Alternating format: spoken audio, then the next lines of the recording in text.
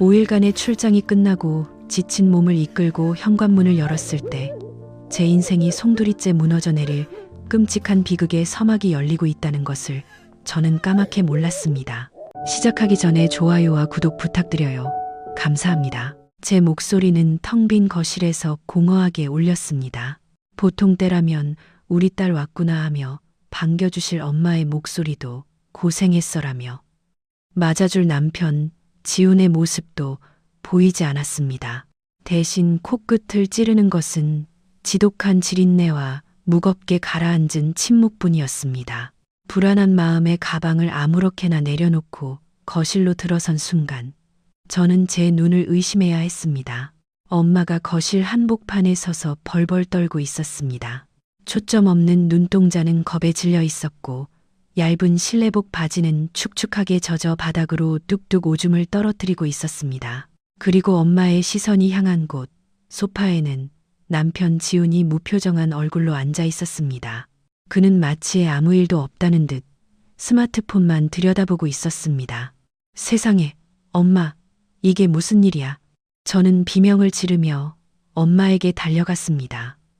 제 목소리에 그제야 고개를 든 지훈은 귀찮다는 듯이 말했습니다. 왔어. 응, 방금.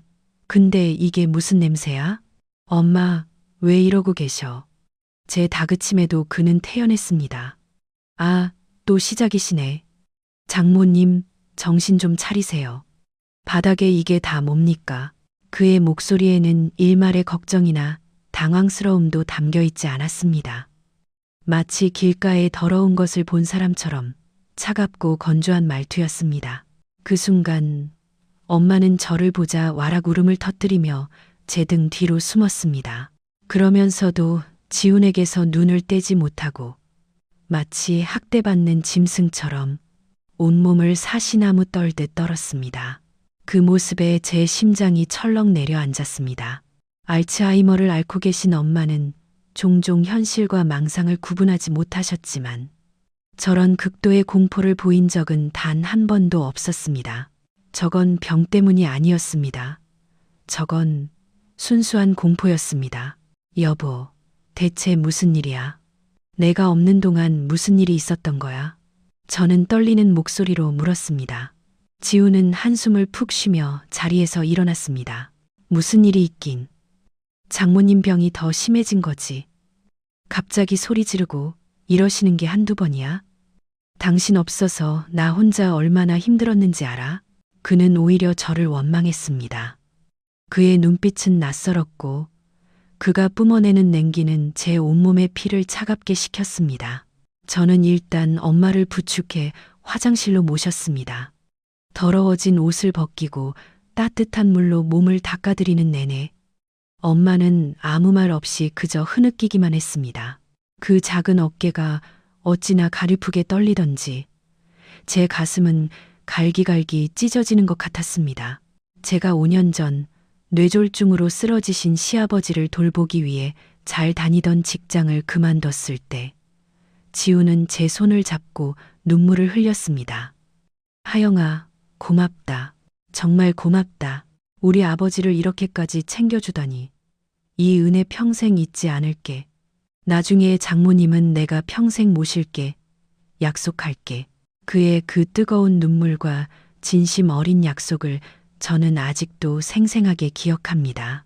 시아버지의 대소변을 받아내고 밤새 끙끙 앓는 소리에 잠을 설치면서도 저는 그 약속 하나를 믿고 버텼습니다.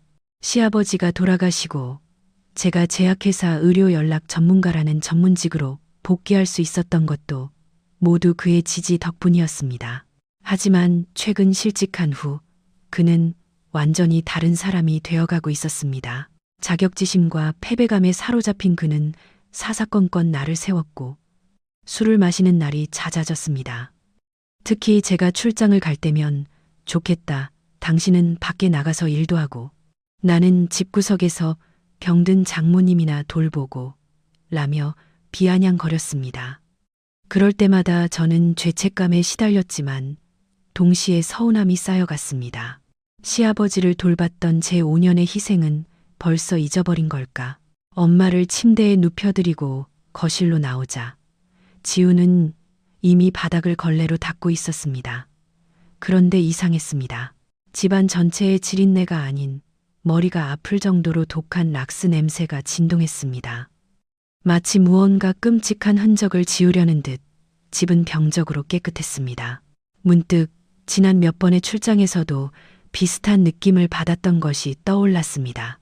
유난히 깨끗했던 집, 유난히 독했던 소독약 냄새, 그리고 평소에는 입에도 대지 않던 에너지 드링크 캔이 쓰레기통에서 발견되었던 일까지. 바닥. 내가 닦을게. 제가 말하자 지우는 신경질적으로 대꾸했습니다. 됐어. 거의 다 했어. 그는 제 눈을 마주치지 않았습니다. 그 순간 제 머릿속에서 위험 신호가 울리기 시작했습니다. 무언가 잘못되었습니다. 아주 많이. 저는 애써 불안감을 떨치며 스스로를 다독였습니다. 아닐 거야. 남편이 설마 엄마의 병 때문에 예민해져서 그런 걸 거야. 내가 너무 피곤해서 엉뚱한 상상을 하는 거야. 하지만 제 마음 한구석에서는 이미 의심의 싹이 자라나고 있었습니다. 남편이 숨기고 있는 것은 무엇일까? 내가 없는 이 집에서 세상에서 가장 약한 두 사람, 병든 엄마와 실직한 남편 사이에 대체 무슨 일이 벌어지고 있었던 걸까? 그날 밤, 저는 잠든 엄마의 곁을 지키며 뜬 눈으로 밤을 새웠습니다. 창밖의 어둠보다 더 짙고 차가운 불안감이 제 온몸을 맞아매고 있었습니다. 그것은 곧 닥쳐올 폭풍의 전조였습니다. 그날 밤, 저는 뜬 눈으로 엄마의 곁을 지켰습니다. 잠든 엄마의 얼굴은 평온해 보였지만 간간이 끙끙 앓는 소리를 내거나 미세하게 몸을 떨 때마다 제 심장은 바닥으로 곤두박질 쳤습니다. 거실에서 들려오는 남편 지훈의 고른 숨소리는 오늘따라 유난히 섬뜩하게 들렸습니다. 한때 세상에서 가장 믿고 의지했던 그 사람이 지금은 정체를 알 수 없는 괴물처럼 느껴졌습니다. 이 집 안의 공기는 더 이상 안전하지 않았습니다. 보이지 않는 도끼가 제 숨통을 조여오는 것 같았습니다. 다음 날 아침 제가 거실로 나갔을 때 지우는 아무 일도 없었다는 듯이 주방에서 아침 식사를 준비하고 있었습니다. 일어났어? 장모님은 좀 어떠셔? 그의 목소리는 어젯밤에 그 냉랭한 사람이 맞나 싶을 정도로 다정했습니다. 하지만 저는 그의 연극을 꿰뚫어 볼 수 있었습니다. 저 다정함 뒤에 숨겨진 차가운 계산과 위선을 말입니다. 응, 주무시고 계셔. 저는 짧게 대답하며 식탁 의자에 앉았습니다. 그는 김이 모락모락 나는 된장찌개를 제 앞에 놓으며 말했습니다. 출장 가서 고생 많았는데 뜨끈한 국물 먹고 힘내. 이번 출장은 어땠어? 발표는 잘했고. 그는 제 일에 대해 꼬치꼬치 캐묻기 시작했습니다. 언제나처럼요. 예전에는 그것이 저에 대한 관심과 사랑이라고 생각했습니다. 하지만 지금은 달랐습니다. 그의 질문은 마치 알리바이를 확인하려는 형사의 신문처럼 느껴졌습니다. 제가 언제 떠나고 언제 돌아오며 누구와 함께 있었는지 그 모든 것을 파악하려는 집요함이 느껴졌습니다. 다음 출장은 언제야? 또 며칠씩 집 비우는 거야? 그의 질문에 저는 속이 울렁거리는 것을 느끼며 숟가락을 내려놓았습니다. 글쎄, 아직은 잘 모르겠어. 제 대답이 만족스럽지 않았는지 그의 미간이 미세하게 찌푸려졌습니다. 바로 그때 제 눈에 주방 구석에 놓인 쓰레기통이 들어왔습니다. 어제는 보이지 않던 에너지 드링크 캔 2개가 찌그러진 채 버려져 있었습니다. 지우는 원래 그런 음료를 질색하는 사람이었습니다. 심장이 다시 차갑게 식어내렸습니다. 저건 혼자 마신 양이 아니었습니다. 내가 없는 동안 이 집에 누군가 또 있었다는 증거였습니다. 머릿속에서 퍼즐 조각들이 제멋대로 맞춰지기 시작했습니다. 출장에서 돌아올 때마다 병적으로 깨끗했던 집, 코를 찌르던 락스 냄새, 그리고 남편의 기묘한 습관들. 그것들은 모두 하나의 진실을 향해 소리치고 있었습니다. 제가 외면하고 싶었던 끔찍한 진실을요. 저는 애써 태연한 척하며 자리에서 일어났습니다. 피곤해서 그런지 입맛이 없네. 먼저 들어가서 좀 쉴게. 방으로 돌아온 저는 침대에 걸터 앉아 떨리는 손으로 머리를 감싸 쥐었습니다. 아니야, 내가 너무 예민한 거야. 남편을 의심하면 안 돼. 스스로를 다그쳐 보았지만 한 번 피어오른 의심의 불씨는 걷잡을 수 없이 타올랐습니다. 바로 그 순간 제 머리를 망치로 내리치는 듯한 기억 하나가 떠올랐습니다. 출장 셋째 날이었을 겁니다. 중요한 프레젠테이션을 앞두고 예민함이 극에 달해 있던 오후, 엄마에게서 전화가 걸려왔습니다. 평소 같으면 받지 않았을 테지만 혹시나 하는 마음에 통화 버튼을 눌렀습니다. 하영아, 나야, 엄마. 수화기 너머로 들려온 엄마의 목소리는 놀라울 정도로 또렷했습니다. 알츠하이머 환자 특유의 횡설수설함이 전혀 없었습니다. 그 목소리에는 다급함과 공포가 서려 있었습니다. 엄마? 무슨 일이야? 왜 그래? 하영아, 무서워. 그 여자가 자꾸 나를 때려. 나 좀 살려줘. 응? 그 여자. 저는 순간 의아했지만 곧이어 짜증이 밀려왔습니다. 하필이면 이렇게 바쁘고 중요한 순간에 또 망상이 시작된 건가 싶었습니다. 엄마, 무슨 소리야? 집에는 지훈이밖에 없어. 엄마 또 헛것 보시는구나. 나 지금 바쁘니까 이따가 전화할게. 저는 매정하게 전화를 끊어버렸습니다. 끊기 직전 수화기 너머로 들려왔던 엄마의 절규 섞인 울음소리를 애써 무시했습니다. 병 때문이야. 다 병 때문이야. 그렇게 스스로를 합리화하며 저는 다시 발표 자료에 집중했습니다. 하지만 이제와 돌이켜보니 그건 망상이 아니었습니다. 그것은 필사적인 구조 요청이었습니다. 제 기억 속 엄마의 목소리는 너무나도 생생했습니다. 공포에 질려 떨리던 그 목소리, 그 여자가 나를 때려라던 그 처절한 외침. 저는 제 손으로 엄마를 지옥에 내팽개친 것이나 다름없었습니다. 세상에서 가장 바보 같고 가장 잔인한 딸이었습니다. 눈물이 뺨을 타고 흘러내렸습니다. 자책감과 죄책감이 온몸을 짓눌렀습니다. 내가 조금만 더 신경 썼더라면, 엄마의 목소리에 한 번만 더 귀 기울였더라면, 아니, 애초에 엄마를 아픈 남편에게 맡겨두고 내 성공과 커리어를 위해 집을 비우지 않았더라면 모든 것이 제 탓이었습니다. 하지만 이제 와서 후회만 하고 있을 수는 없었습니다. 그 여자는 누구일까? 남편은 어디까지 알고 있는 걸까? 에너지 드링크 캔의 주인은 누구이며 집안을 진동하던 락스 냄새는 무엇을 감추기 위한 것이었을까? 의심의 조각들은 이제 하나의 거대한 그림을 그리고 있었습니다. 그것은 배신과 학대, 그리고 기만으로 얼룩진 끔찍한 그림이었습니다. 저는 눈물을 닦고 일어섰습니다. 더 이상 바보처럼 당하고만 있지는 않을 겁니다. 무슨 수를 써서라도 이 집에서 벌어진 모든 진실을 제 눈으로 확인해야만 했습니다.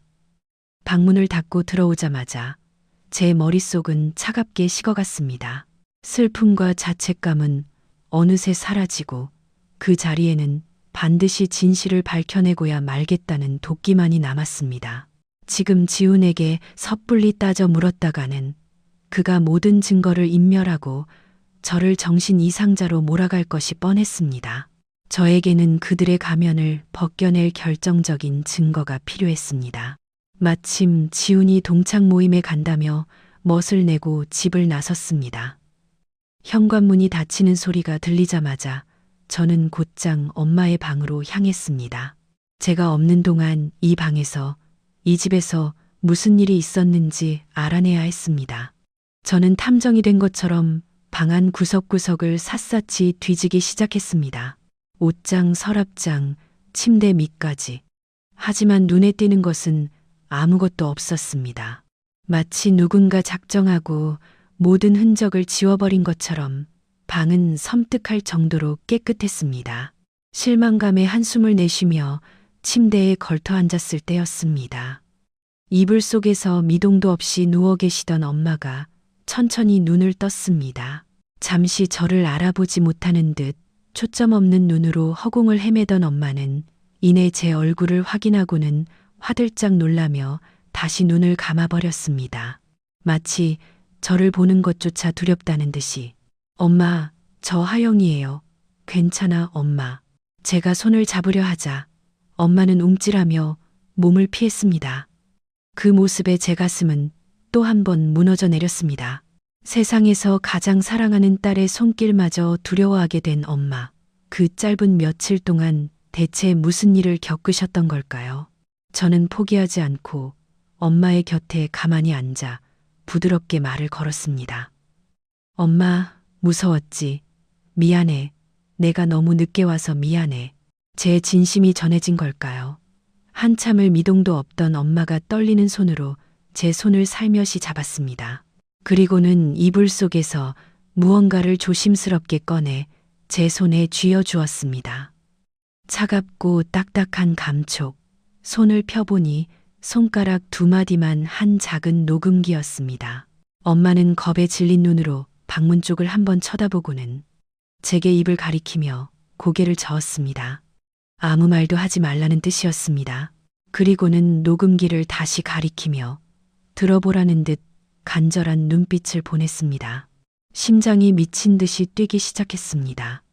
저는 고개를 끄덕이고 엄마의 이불을 잘 덮어드린 뒤 녹음기를 손에 꽉 쥔 채 방을 나왔습니다. 화장실 문을 잠그고 변기 위에 주저앉았습니다. 떨리는 손으로 녹음기에 이어폰을 연결하고 재생 버튼을 눌렀습니다. 아, 진짜 이 노인네. 언제까지 받아줘야 돼. 돈은 제대로 주고 있는 거 맞아. 오빠가. 귀를 찌르는 듯한 젊은 여자의 목소리였습니다. 낯설지만 어딘가 지훈의 말투와 닮아 있었습니다. 설마 지훈의 여동생, 그러니까 신우이 지아의 목소리였습니다. 사업 실패로 빚더미에 앉았다며 얼마 전부터 오빠 집에 신세를 지고 싶다고 연락해왔던 바로 그 신우이였습니다. 야, 그래도 네 올케 언니 돈 잘 벌잖아. 이 정도는 껌값이지.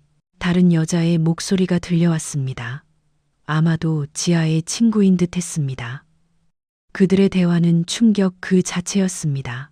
지아는 지훈에게 엄마를 돌봐주겠다는 핑계로 매주 돈을 받아내고 있었고 그 돈으로 친구와 함께 쇼핑과 유흥을 즐기고 있었던 겁니다. 그리고 이어지는 내용은 차마 귀로 듣고 있기 힘들 정도였습니다.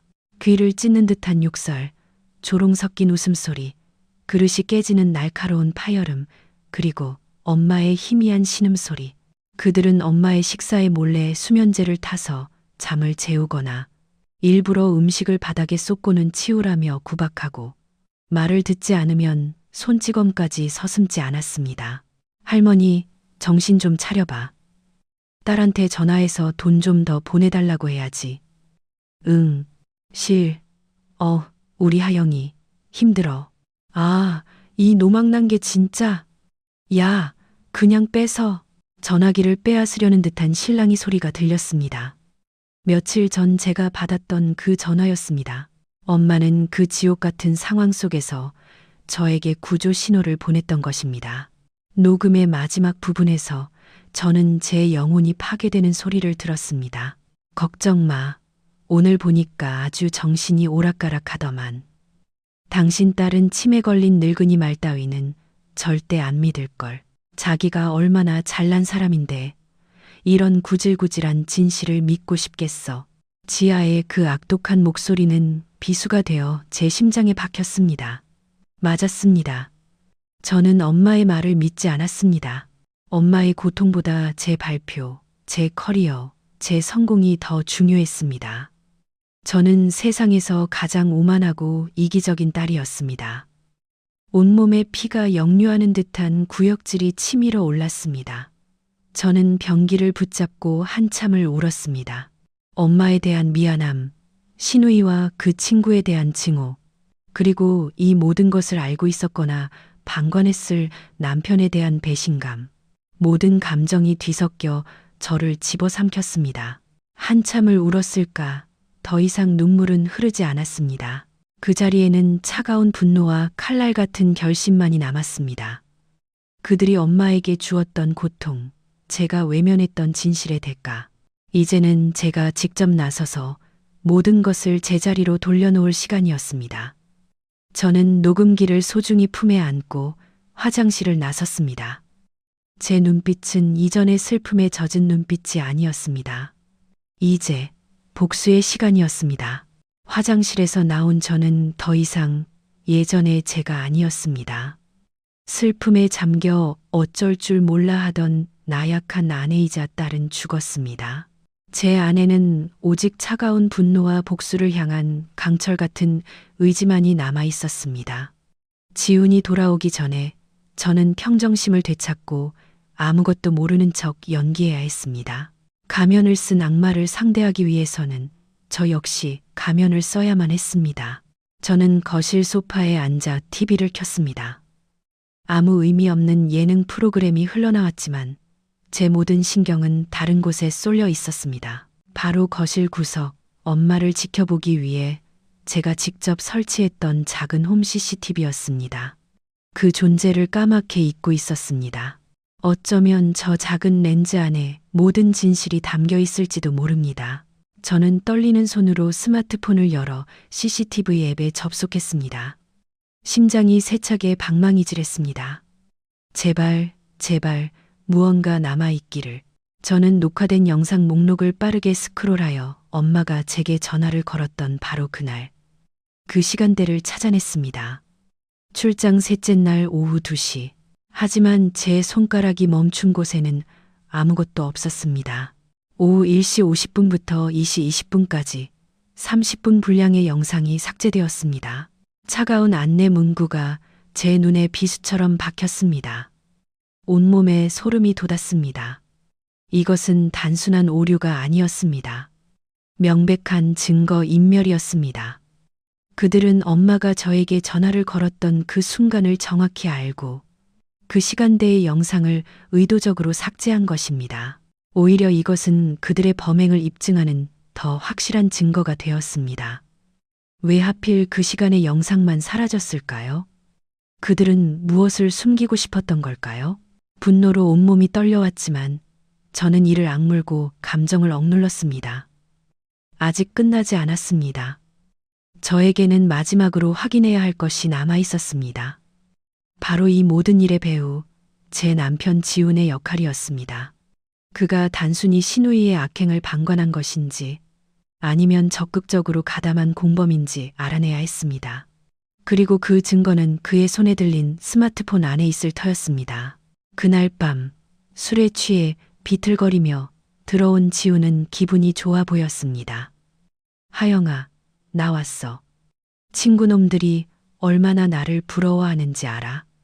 당신처럼 예쁘고 능력 있는 아내를 뒀다고 말이야. 그는 역겨운 술 냄새를 풍기며 제게 안기려 했습니다.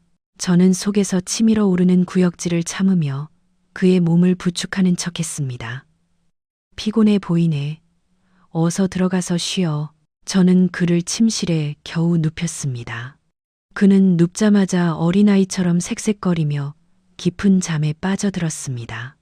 기회는 바로 지금이었습니다. 저는 숨을 죽이고 그의 옷 주머니에서 스마트폰을 조심스럽게 꺼냈습니다.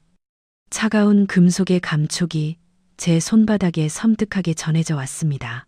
문제는 잠금 패턴이었습니다. 하지만 지난 몇 년간 그의 옆에서 잠들었던 저는 그의 사소한 버릇까지도 기억하고 있었습니다. 그의 생일, 우리 결혼기념일, 그리고 그의 첫사랑의 이니셜.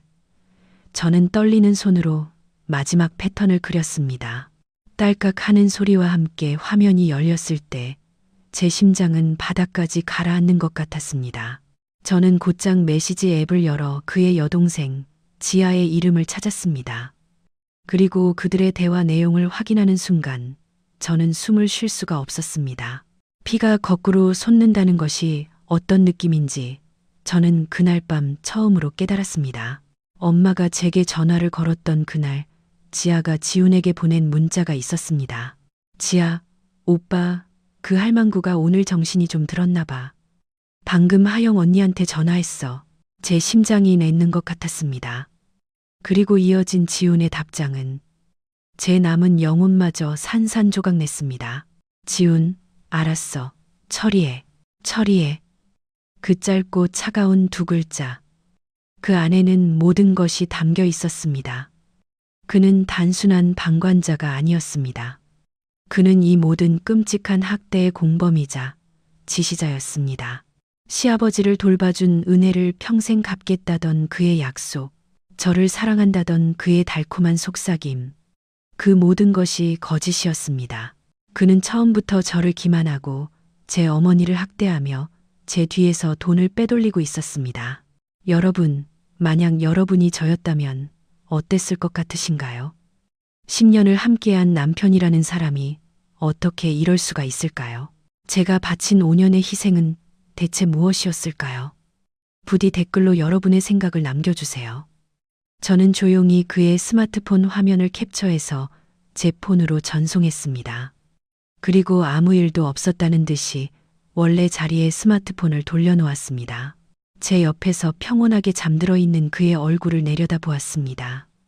한때는 세상에서 가장 사랑했던 그 얼굴이 이제는 가면을 쓴 악마처럼 보였습니다. 눈물은 더 이상 나오지 않았습니다. 이제 남은 것은 오직 한 가지. 지옥이 무엇인지 그들에게 똑똑히 보여주는 것뿐이었습니다. 다음 날 아침, 저는 제 옆에서 세상 모르고 잠들어 있는 지훈의 얼굴을 보며 눈을 떴습니다. 한때는 제게 세상의 전부였던 그 얼굴. 하지만 이제는 징그러운 가면으로밖에 보이지 않았습니다. 제 안에서 들끓는 증오를 억누르지 못하고 그의 목을 조르고 싶은 충동이 일었지만 저는 주먹을 꽉 쥐며 간신히 참아냈습니다. 이런 식으로 끝낼 수는 없었습니다. 그들에게는 더 잔인하고 더 완벽한 지옥이 필요했습니다. 저는 조용히 침대에서 빠져나와 주방으로 향했습니다. 그리고 제 인생 최고의 연기를 시작했습니다. 평소보다 더 정성스럽게 아침 식사를 준비했습니다. 지훈이 가장 좋아하는 김치찌개를 끓이고 윤기가 흐르는 흰쌀밥을 지었습니다. 잠에서 깨어 나온 지훈은 식탁 위에 차려진 음식을 보고는 의아한 표정을 지었습니다. 웬일이야. 아침부터 진수성찬이네.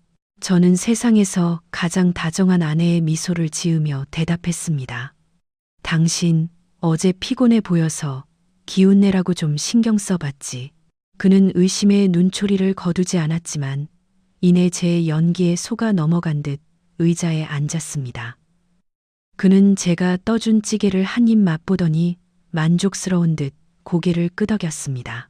그 모습이 역겨워 속이 메식거렸지만 저는 꿋꿋이 미소를 유지했습니다. 식사가 거의 끝나갈 무렵 저는 조심스럽게 본론을 꺼냈습니다. 여보, 내가 곰곰이 생각해봤는데 우리가 지아한테 너무 무심했던 것 같아. 제 말에 지훈의 눈이 동그래졌습니다. 지아? 갑자기 지아는 왜? 내가 출장 때문에 바쁘다는 핑계로 엄마를 지아한테만 맡겨두고 고맙다는 인사도 제대로 못했잖아. 생각해보니 너무 미안하더라고. 그래서 말인데 이번 주말에 지아랑 지아 친구 불러서 저녁 식사라도 대접하는 게 어떨까? 내가 아주 근사하게 한상 차려서 고마움을 표시하고 싶어서. 제 말은 완벽한 명분이었습니다. 일에 미쳐 가정을 소홀히 한 아내의 뒤늦은 반성. 지훈의 얼굴에 잠시 스쳐 지나갔던 경계심은 금세 사라지고 오만함과 안도감이 그 자리를 채웠습니다. 그는 제가 아무것도 눈치채지 못했다고 확신하는 듯 했습니다. 그래, 당신이 그렇게 생각한다면야 좋지. 지아도 좋아하겠네. 그는 마치 대단한 선심이라도 쓰는 것처럼 말했습니다. 그럼 내가 지아한테 연락해 볼게. 저는 휴대폰을 드는 그의 손을 막아섰습니다. 아니야, 내가 할게. 내가 직접 전화해서 정식으로 초대하고 싶어. 저는 그의 앞에서 보란 듯이 신우이 지아에게 전화를 걸었습니다. 신호음이 몇 번 울리고 낯익은 그 앙칼진 목소리가 들려왔습니다. 여보세요? 아가씨, 저예요. 형님. 제 목소리는 꿀이라도 바른 듯 달콤하고 부드러웠습니다. 다름이 아니라 제가 그동안 너무 감사했는데도 인사가 늦었네요.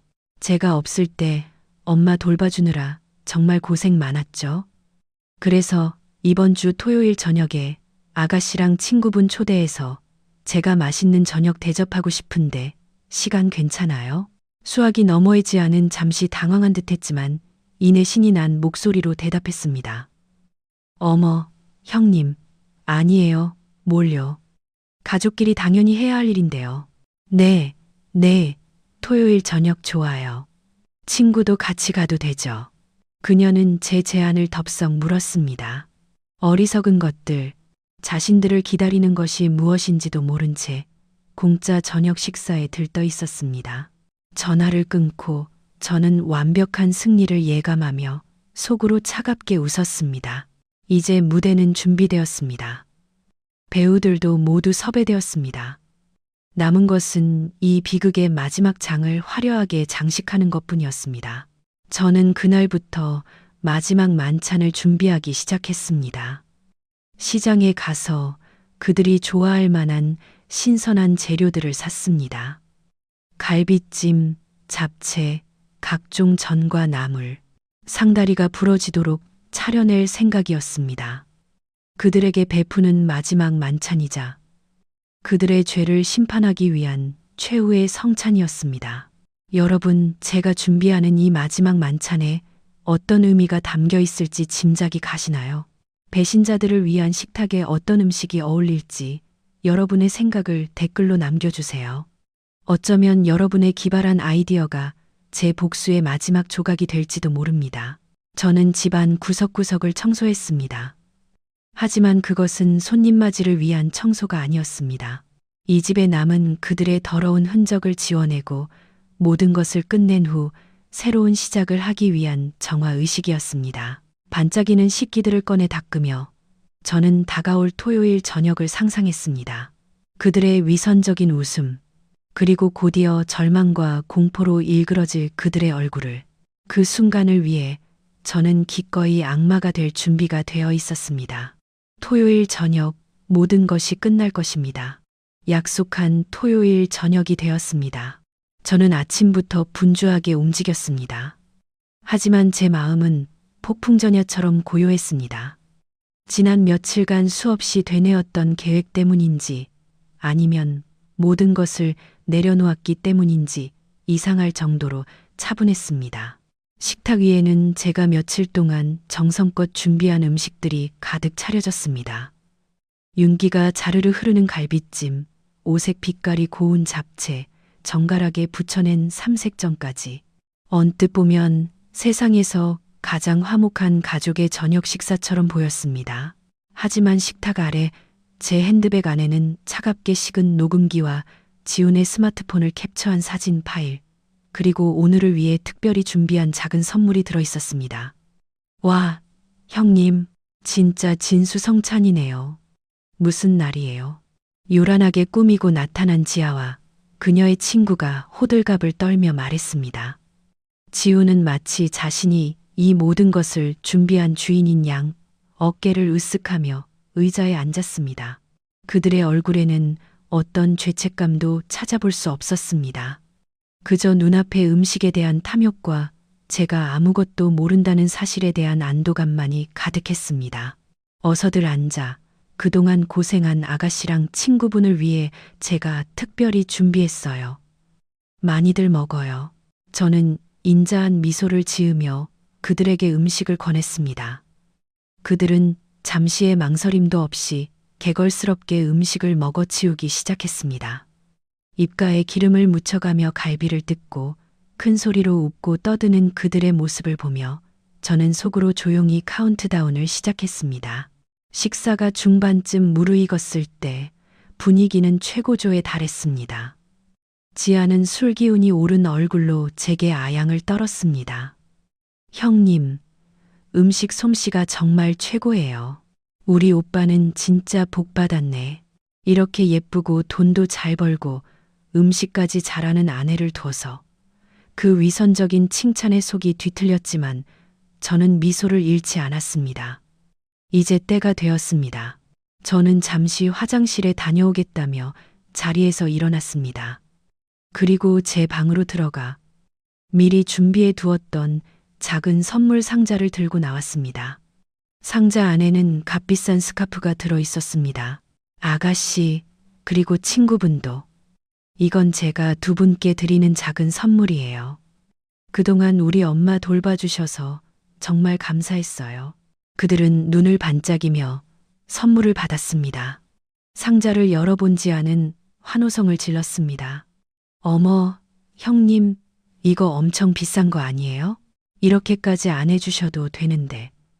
그녀는 염치도 없이 스카프를 당장 목에 둘렀습니다. 그 모습이 어찌나 가증스럽던지 저는 만족스러운 미소를 지으며 다시 자리에 앉았습니다. 그리고는 와인잔을 높이 들었습니다. 자, 우리의 화목한 가족을 위하여, 그리고 앞으로도 계속될 우리의 행복을 위하여 다 같이 건배할까요? 지훈과 지아, 그리고 그녀의 친구는 아무런 의심 없이 잔을 높이 들었습니다. 위하여 그들의 목소리가 경쾌하게 거실을 울렸습니다. 바로 그 순간이었습니다. 딩동, 현관벨이 울렸습니다. 지훈이 의아한 표정으로 저를 쳐다봤습니다. 누구지? 올 사람 없는데. 저는 차갑게 웃으며 대답했습니다. 아, 제가 불렀어요. 오늘 이 자리를 더욱 특별하게 만들어줄 손님들이죠. 여러분, 과연 이 저녁 식사의 끝은 어떻게 될까요? 제가 부른 손님은 누구일까요? 이 통쾌한 복수극의 결말을 기대하신다면 지금 바로 댓글로 여러분의 추측을 남겨주세요. 여러분의 응원이 제게는 가장 큰 힘이 됩니다. 제가 현관으로 나가 문을 열자 그곳에는 제복을 입은 2명의 경찰관이 서 있었습니다. 그들은 저를 보고는 고개를 까딱 숙여 보였습니다. 저는 그들을 거실로 안내했습니다. 갑작스러운 경찰의 등장에 지훈과 지아, 그리고 그녀의 친구의 얼굴은 하얗게 질려갔습니다. 거실의 모든 웃음소리가 앤고 싸늘한 정적만이 감돌았습니다. 심판의 시간이 시작된 것입니다. 경찰관 2명이 거실로 들어서는 순간 따뜻하고 화기애애했던 분위기는 칼에 베인 듯 순식간에 얼어붙었습니다. 방금 전까지 음식과 술에 취해 떠들던 3사람의 얼굴에서 웃음기가 싹 가셨습니다. 지우는 당황한 기색이 역력한 얼굴로 자리에서 벌떡 일어나 제게 물었습니다. 하영아, 이게 대체 무슨 일이야? 왜 갑자기 경찰이? 그의 목소리는 미세하게 떨리고 있었습니다. 반면 지아와 그녀의 친구는 상황 파악이 되지 않는 듯 어리둥절한 표정으로 저와 경찰들을 번갈아 쳐다볼 뿐이었습니다. 저는 그들의 동요를 차가운 눈으로 지켜보며 제 인생에서 가장 침착하고 냉정한 목소리로 입을 열었습니다. 제가 불렀어요. 제 대답에 지훈의 얼굴은 더욱 하얗게 질렸습니다. 저는 경찰관들을 향해 고개를 돌리며 말했습니다. 노인 학대 혐의로 신고했습니다. 여기 있는 제 시누이 민지아 씨와 그 친구분을요. 뭐라고요? 지아는 마치 망치로 머리를 맞은 듯한 표정으로 비명을 질렀습니다. 형님, 지금 무슨 말도 안 되는 소리를 하시는 거예요. 제가 뭘 어쨌다고요. 이건 명예훼손이에요. 그녀는 억울하다는 듯 발악했지만 그녀의 눈동자는 불안감으로 심하게 흔들리고 있었습니다. 저는 더 이상 그녀의 연극을 받아줄 생각이 없었습니다. 저는 핸드백에서 엄마가 주셨던 작은 녹음기를 꺼내 식탁 위에 올려놓았습니다. 그리고 재생 버튼을 눌렀습니다. 아, 진짜 이 노인네. 언제까지 받아줘야 돼. 돈은 제대로 주고 있는 거 맞아. 오빠가. 스피커를 통해 지아의 앙칼진 목소리가 거실 전체에 울려 퍼지기 시작했습니다. 욕설, 조롱, 엄마의 희미한 신음소리, 그리고 그들의 추악한 범죄 계획까지. 녹음된 내용은 한치의 오차도 없이 그들의 죄를 증명하고 있었습니다. 지아와 그녀 친구의 얼굴은 사색이 되었습니다. 그들은 서로를 쳐다보며 어쩔 줄 몰라 했습니다. 지훈 역시 창백해진 얼굴로 입술을 깨물며 아무 말도 하지 못했습니다. 이건 조작이야. 형님이 날 모함하려고. 지아가 마지막 발악을 했지만 그녀의 목소리에는 더 이상 힘이 실려 있지 않았습니다. 저는 그녀의 말을 가볍게 무시하고 제 휴대폰을 들어 경찰관에게 화면을 보여주었습니다. 화면에는 지아가 지훈에게 보낸 문자 메시지와 그에 대한 지훈의 답변이 선명하게 찍혀 있었습니다. 지아, 오빠, 그 할망구가 오늘 정신이 좀 들었나 봐. 방금 하영 언니한테 전화했어. 지훈, 알았어. 처리해. 경찰관의 눈썹이 꿈틀했습니다. 그는 지훈을 날카로운 눈빛으로 쳐다보았습니다. 박지훈 씨, 이 문자에 대해 설명해 주시겠습니까? 처리하라는 게 무슨 의미죠? 그 순간 지훈의 무너지는 표정을 저는 평생 잊지 못할 것입니다. 그의 모든 변명, 모든 위선, 모든 오만함이 산산조각 나는 순간이었습니다. 그는 더 이상 아무것도 숨길 수 없었습니다. 그는 단순한 방관자가 아니라 이 모든 끔찍한 일의 배후에 있었던 공범이자 주동자였음이 만천하에 드러났습니다. 여보, 이건 오해야. 내가 설명할게. 이건 그러니까. 그는 필사적으로 변명하려 했지만 그의 혀는 굳은 듯 꼬여만 갔습니다. 저는 그를 경멸의 눈빛으로 쳐다보며 말했습니다. 오해? 당신이 내 어머니에게 저지른 짓을 전부 녹음하고 증거로 남겨뒀는데도 오해라고? 당신이 내 뒤에서 동생이랑 짜고 우리 엄마를 어떻게 괴롭혔는지 내가 모를 줄 알았어? 제 목소리는 분노로 떨렸지만 눈물은 한 방울도 나오지 않았습니다. 이미 너무 많은 눈물을 흘렸기에 이제는 메마른 분노만이 남아있을 뿐이었습니다. 민지아 씨와 그 친구분은 노인복지법 위반, 즉 노인학대 혐의로 현행범 체포하겠습니다.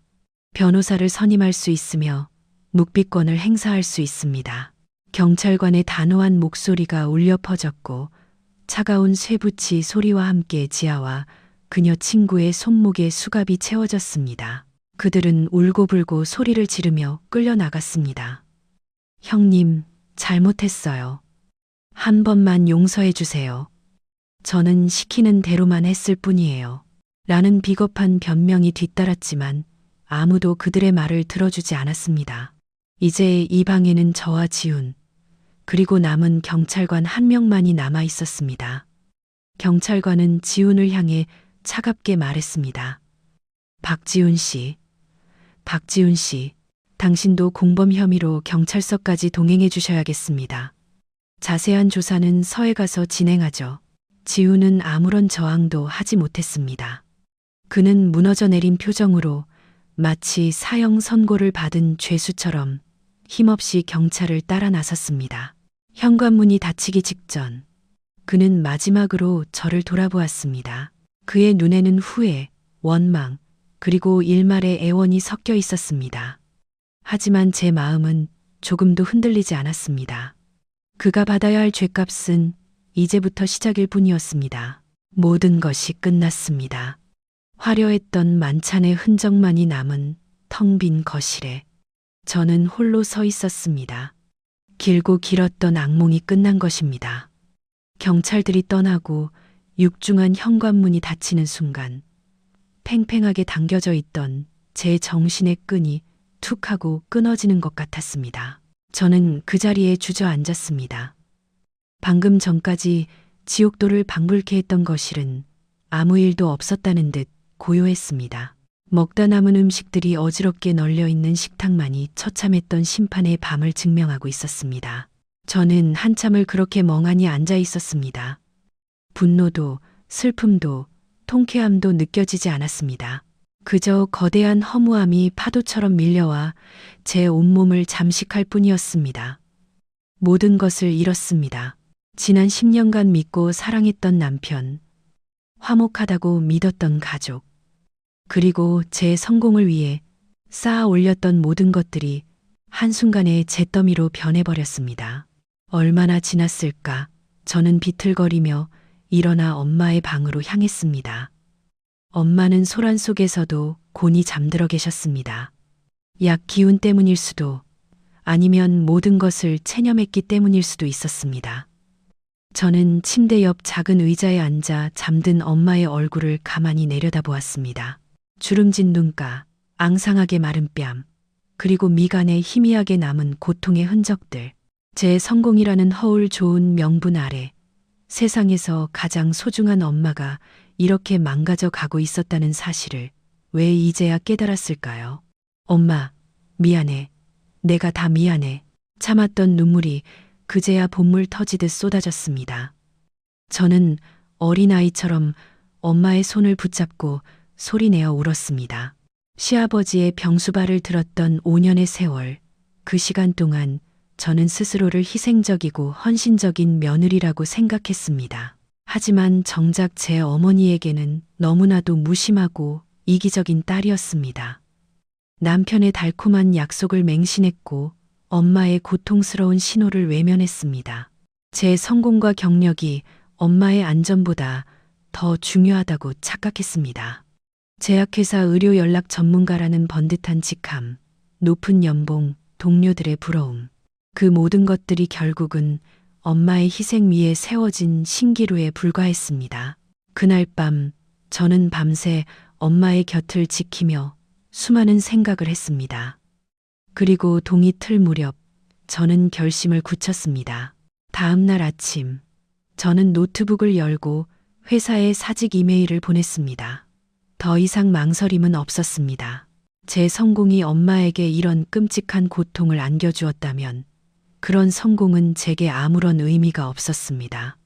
사직서를 제출하는 제 손가락은 조금도 떨리지 않았습니다. 오히려 오랫동안 저를 짓누르고 있던 무거운 짐을 내려놓은 듯 마음이 가벼워졌습니다.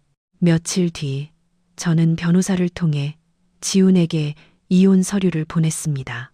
그는 유치장에서 몇 번이나 저에게 편지를 보내왔지만 저는 단 한 번도 읽지 않고 모두 찢어버렸습니다. 그의 용서는 신이 할 일이지 제가 할 일이 아니었습니다. 저는 이혼과 함께 그에 대한 접근 금지 명령을 신청했고 그가 어머니에게 가한 정신적, 육체적 피해에 대한 위자료 청구 소송도 함께 진행했습니다. 그는 자신의 모든 혐의를 인정했고 재판은 제가 원하는 방향으로 순조롭게 진행되었습니다. 지아와 그녀의 친구 역시 노인학대 혐의로 실형을 선고받았습니다. 법정에서 그들은 끝까지 눈물을 흘리며 선처를 호소했지만 제가 제출한 녹음 파일과 여러 증거 앞에서 그들의 거짓 눈물은 아무런 힘도 발휘하지 못했습니다. 모든 법적 절차가 끝난 후 저는 가장 먼저 이 집을 처분했습니다. 엄마와 저의 끔찍한 기억이 깃든 이 공간에서 더 이상 단 하루도 머물고 싶지 않았습니다. 저는 집을 판 돈과 위자료, 그리고 제가 모아두었던 돈을 합쳐 새로운 시작을 준비했습니다. 그것은 과거의 영광을 되찾기 위한 제 취업 준비가 아니었습니다. 저는 사회복지사 자격증을 따기 위해 다시 공부를 시작했습니다. 늦은 나이에 시작하는 공부는 쉽지 않았지만 제 옆에는 세상에서 가장 강력한 동기, 바로 엄마가 계셨습니다. 엄마에게 진 빚을 갚고 저처럼 고통받는 다른 누군가에게 작은 힘이라도 되어주고 싶었습니다.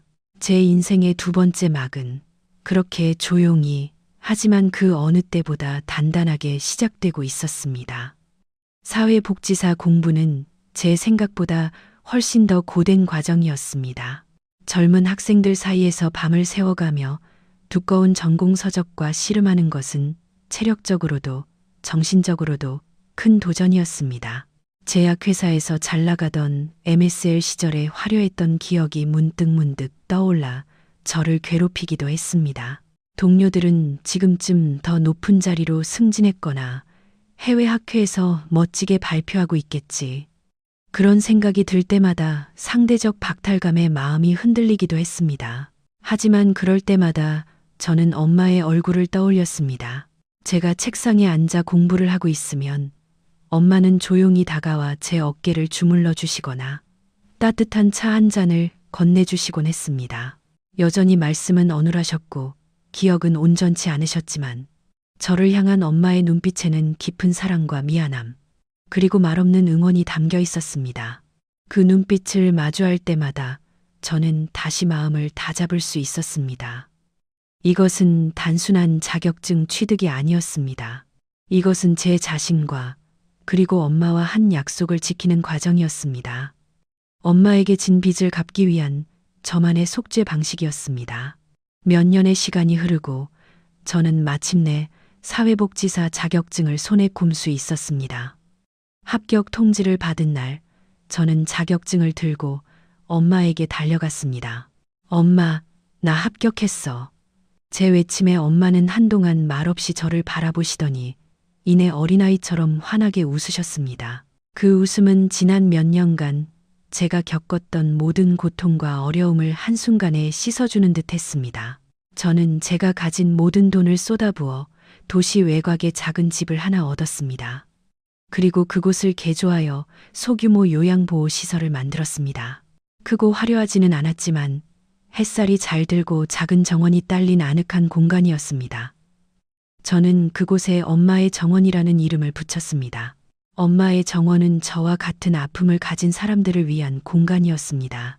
가족에게 상처받고 세상에서 소외된 어르신들이 편안하게 머물며 서로에게 위로가 되어주는 작은 공동체. 저는 그곳의 원장이자 사회복지사이자 때로는 딸이고 친구가 되어 어르신들을 돌봤습니다. 놀라운 변화는 엄마에게서 먼저 나타났습니다. 낯선 환경을 불안해하실 거라는 제 걱정과 달리 엄마는 엄마의 정원에 빠르게 적응하셨습니다. 매일 아침 저와 함께 정원에 나가 작은 텃밭을 가꾸고 다른 어르신들과 함께 그림을 그리거나 노래를 부르며 하루를 보내셨습니다. 엄마의 얼굴에는 제가 오랫동안 보지 못했던 생기가 돌기 시작했습니다. 공포에 질려 떨던 모습은 온데간데 없고 예전처럼 따뜻하고 온화한 미소가 그 자리를 채웠습니다. 어느 화창한 오후였습니다. 저는 정원에서 어르신들과 함께 꽃에 물을 주고 있었습니다. 엄마는 서툰 솜씨로 호미질을 하며 흙장난을 치는 아이처럼 즐거워하셨습니다. 그때 한 어르신이 제게 물었습니다. 원장님은 어쩌다 이렇게 젊은 나이에 이런 일을 하게 됐소? 저는 잠시 망설이다가 담담하게 제 과거 이야기를 털어놓았습니다. 제 성공에 대한 집착이 어떻게 엄마를 고통스럽게 했는지, 그리고 그 모든 것을 잃고 나서야 비로소 진정한 행복의 의미를 깨닫게 되었는지를요. 제 이야기가 끝나자 어르신들은 아무 말 없이 다가와 제 손을 따뜻하게 잡아주셨습니다. 이 문자에 대해 설명해 주시겠습니까? 처리하라는 게 무슨 의미죠? 그 순간 지훈의 무너지는 표정을 저는 평생 잊지 못할 것입니다. 그의 모든 변명, 모든 위선, 모든 오만함이 산산조각 나는 순간이었습니다. 그는 더 이상 아무것도 숨길 수 없었습니다. 그는 단순한 방관자가 아니라 이 모든 끔찍한 일의 배후에 있었던 공범이자 주동자였음이 만천하에 드러났습니다. 여보, 이건 오해야. 내가 설명할게. 이건 그러니까. 그는 필사적으로 변명하려 했지만 그의 혀는 굳은 듯 꼬여만 갔습니다. 저는 그를 경멸의 눈빛으로 쳐다보며 말했습니다. 오해? 당신이 내 어머니에게 저지른 짓을 전부 녹음하고 증거로 남겨뒀는데도 오해라고? 당신이 내 뒤에서 동생이랑 짜고 우리 엄마를 어떻게 괴롭혔는지 내가 모를 줄 알았어? 제 목소리는 분노로 떨렸지만 눈물은 한 방울도 나오지 않았습니다. 이미 너무 많은 눈물을 흘렸기에 이제는 메마른 분노만이 남아있을 뿐이었습니다. 물론 알츠하이머라는 병이 완치될 수는 없었습니다. 엄마의 기억은 여전히 과거와 현재를 오갔고 때로는 저를 알아보지 못하고 낯설어하기도 하셨습니다. 하지만 엄마의 얼굴에서 극도의 공포와 불안감은 완전히 사라졌습니다. 대신 그 자리에는 어린아이 같은 순수한 미소와 평온함이 자리 잡았습니다. 엄마는 정원 가꾸는 일을 특히 좋아하셨습니다. 매일 아침 작은 모종삽을 들고 정원으로 나가 토마토와 상추를 돌보는 것이 엄마의 가장 중요한 일과가 되었습니다. 흙을 만지고 식물이 자라는 것을 보며 엄마는 생명의 경이로움을 온몸으로 느끼는 듯했습니다. 가끔은 방금 물을 준 화분에 또 물을 주기도 하고 잡초와 꽃을 구분하지 못하고 뽑아버리기도 하셨지만 아무도 엄마를 탓하지 않았습니다. 엄마의 정원에 있는 모든 이들은 엄마의 서툰 행동마저 사랑스러운 일상의 한 부분으로 받아들였습니다. 어느 늦은 봄날 오후, 저는 거실 창가에 앉아 서류 작업을 하고 있었습니다. 그 따뜻한 온기가 제 마음속 깊은 곳에 남아있던 마지막 응어리마저 녹여내리는 것 같았습니다. 바로 그때였습니다. 흙을 만지던 엄마가 갑자기 저를 돌아보며 말했습니다. 우리 딸, 착하다. 짧은 한마디였습니다. 하지만 그 한마디는 제 심장을 관통하는 뜨거운 울림이었습니다. 사고 이후 엄마가 자신의 감정을 담아 제게 건넨 첫마디였습니다. 저는 그 자리에 주저앉아 또다시 눈물을 쏟았습니다. 하지만 그것은 더 이상 후회와 자책의 눈물이 아니었습니다. 그것은 감사와 용서, 그리고 새로운 시작을 향한 희망의 눈물이었습니다. 엄마는 모든 것을 기억하지는 못했지만 제 진심을 온전히 느끼고 계셨던 겁니다. 저는 엄마를 끌어안고 한참을 울었습니다. 정원의 꽃들은 그런 저희 모녀를 따스한 햇살 아래에서 조용히 지켜보고 있었습니다. 엄마의 정원에서의 시간은 평화롭게 흘러갔습니다. 계절이 바뀌고 정원의 꽃들이 피고 지는 동안 엄마의 상태는 눈에 띄게 좋아졌습니다. 바로 지금 이 순간, 엄마와 함께하는 이 평온한 시간 속에 존재한다는 것을 말입니다. 저는 과거에 화려했던 커리어를 버렸지만 후회하지 않습니다. 비싼 옷과 명품 가방 대신 흙 묻은 작업복을 입고 높은 구두 대신 낡은 운동화를 신지만 지금의 제 모습이 훨씬 더 자랑스럽고 행복합니다. 저는 엄마에게 진 빚을 갚기 위해 이 일을 시작했지만 이제는 압니다. 제가 엄마를 돌보는 것이 아니라 오히려 엄마와 이곳의 어르신들이 상처투성이었던 저를 치유하고 일으켜 세워주고 있다는 것을. 하영아, 창밖에서 엄마가 저를 부르는 소리가 들렸습니다. 엄마의 손에는 방금 꺾은 듯한 노란 민들레꽃 한 송이가 들려 있었습니다. 엄마는 그 꽃을 제게 보여주며 아이처럼 환하게 웃고 계셨습니다. 저는 서류를 옆으로 밀어두고 자리에서 일어났습니다. 그리고 엄마가 계신 정원으로 걸어 나갔습니다. 따스한 봄 햇살이 제 어깨 위로 쏟아져 내렸습니다. 제 인생은 한때 차갑고 어두운 터널을 지났지만 이제는 저렇게 눈부신 햇살이 가득한 정원을 걷고 있습니다. 그리고 그 길의 끝에는 세상에서 가장 아름다운 꽃인 엄마의 미소가 저를 기다리고 있었습니다. 그것만으로도 제 인생은 충분히 의미 있고 행복합니다. 지금까지 제 길고 아픈 이야기를 들어주셔서 정말 감사합니다. 혹시 여러분 주변에도 말 못할 아픔을 겪고 있는 분이 있다면 잠시 시간을 내어 그들의 이야기에 귀 기울여 주세요. 여러분의 작은 관심이 누군가에게는 큰 희망이 될 수 있습니다. 저희 이야기가 마음에 드셨다면 구독과 좋아요 잊지 마시고 따뜻한 응원의 댓글도 부탁드립니다. 감사합니다.